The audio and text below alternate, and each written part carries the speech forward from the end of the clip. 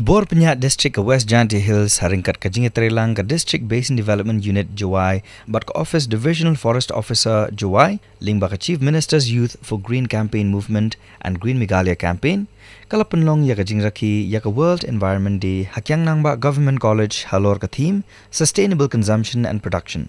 Hak ni ke Sngi Nakliang Deputy Chief Minister ke Jala Professor R.C. Lalu habakran kumkong sana ke jengelang ulakan tui kipat ba bakin aya ke jingeda bat ke jing sumar ke bakarpang ya ke Mariang bat banlait na ke jing syak penjon ulakan turu ya kipat ba ke distrik bakin ya snok tilang ke wei banyada ke Mariang khamtame ya ke wa mentedu kabala syak penjabo hakani ke Sngi layoru ke jingkren na Deputy Commissioner uba PS Dakar IFS Chief Conservator of Forest ba BK Lingwa bat kasamla doli lamari jong ke St Mary's Mazerlu High Secondary School Jawai. Banang pengam jeliu kipat ba bakin sungu thu ya ke jing kodor kami Mariang kila don ke jing ruwa jing syat bagi drama Lincoln. Nalor kani kala don ru ke jing yat pat ba kabala sedang namadan yilaka jong ke tempang club syaduk kyang nang ba Government College. I have failed my environment. I have to consume water from the bottle, which my parents have not done before. Look at you.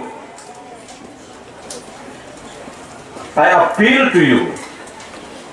So far as water is concerned, you cannot do anything. You have to take the same type of water I'm taking from the bottle.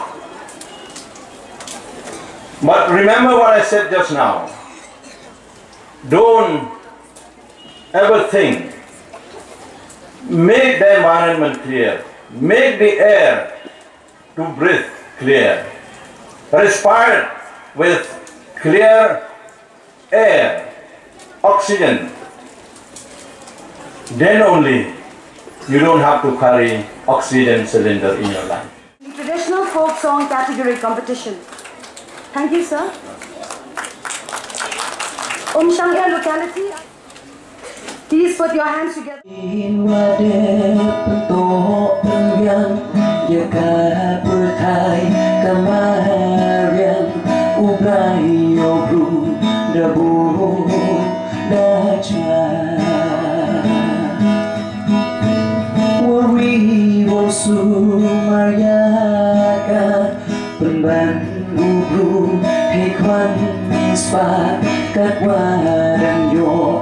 Rakhe